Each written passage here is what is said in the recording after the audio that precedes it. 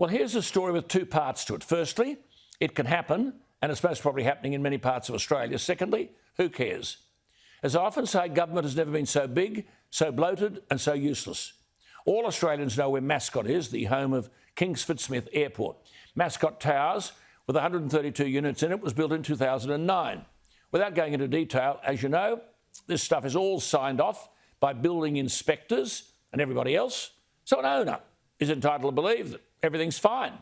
Innocent people paid $1 million and more for an apartment.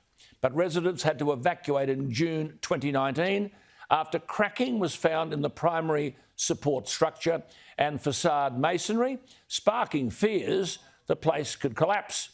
No one's returned to live in the building since the evacuation. Residents have limited options. My understanding is the future of the building itself will be decided at an extraordinary general meeting at the end of this month.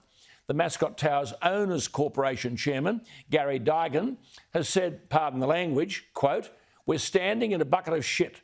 What matters is how deep it is, and we make the decision to get out of it.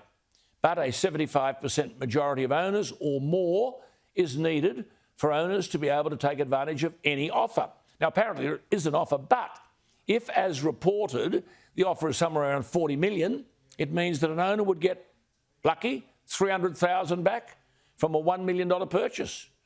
Put yourself in their shoes. Most would have a mortgage, twice that. What do you do? As one young bloke said, he'll declare himself bankrupt. He said, "I'd prefer to have a red flag next to my name than to be paying $900,000. Gary Deegan, the Owners Corporation chairman, suggested the government buy the building at a discounted price and convert it into affordable housing. The New South Wales Minister for Better Regulation, what a misnomer that is. It's government regulation that gave this unit block the tick of approval.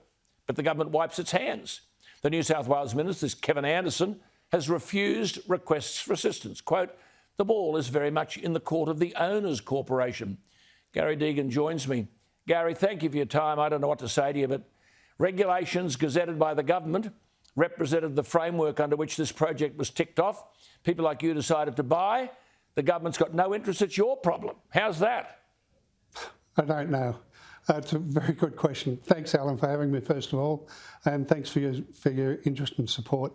It's a difficult position that the owners are in.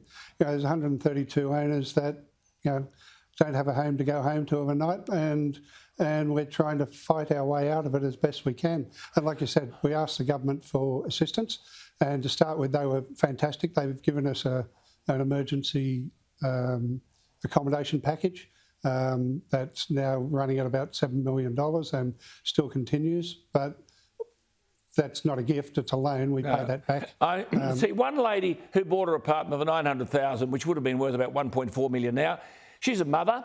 She'd be lucky to get $300,000 back. She said, it's like someone who's been working for 35 years being told they've got to give someone all of their money. It is completely mad and shouldn't be happening. Gary, how is this happening? I mean, there are no miracles here. Will you declare yourself bankrupt?